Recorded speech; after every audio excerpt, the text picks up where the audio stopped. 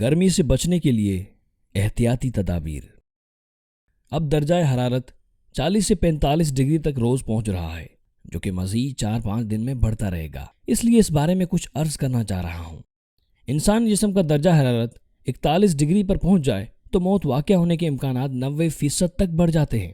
موسمی درجہ حرارت نہیں، انسانی جسم کا درجہ حرارت۔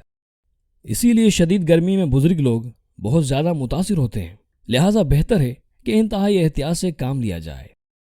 احتیاط: گوشت، انڈا، اچار، کوک، پیپسی، تیز مرچ، مسالے، پالک، میتھی وغیرہ کھانے سے اجتناب کریں۔ کالا، نیلا، لال، میرون، جامنی اور گہرے رنگ والے کپڑے پہننے سے پرہیز کریں۔ انتہائی گرمی کے اوقات صبح 9 سے شام 6 بجے تک بلا ضروری سفر نہ کریں۔ نمک کا کم سے کم استعمال کریں۔ کالے رنگ کے اور مکمل بند جوتے کم سے کم پہنیں۔ کرنے والے کام: کدو، ٹینڈے، اوری، گھیا توری، پیٹھا، مولی، کھیرا، دودھ، دیسی گھی، شربت بزوری، بلنگو اور شربت بادام۔ پھلوں میں تربوز، کیلا، خوبانی اور خربوز کا استعمال کریں۔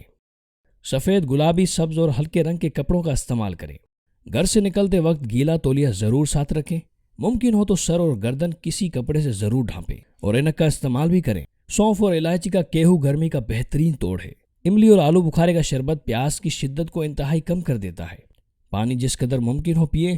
ٹھنڈے پانی کے بجائے گھڑے کا پانی استعمال کریں۔ پیاس کی شدت کنٹرول میں رہتی ہے۔ جتنی بار ممکن ہو دن میں غسل کریں۔ ہوادار جوتا پہنیں جو کالے رنگ کا نہ ہو۔